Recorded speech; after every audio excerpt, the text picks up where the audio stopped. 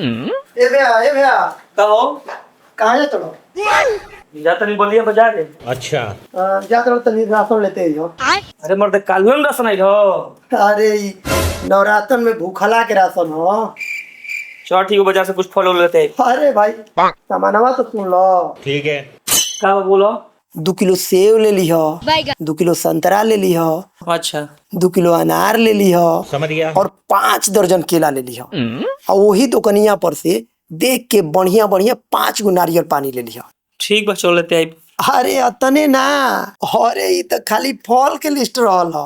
अभी बाकी है बा। किराना स्टोर के सामान तो सुनबे ना कैल हो।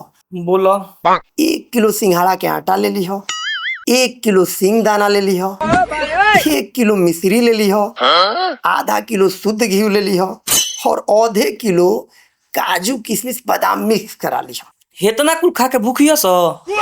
बोल दो भूखला कोनो काम नहीं खे।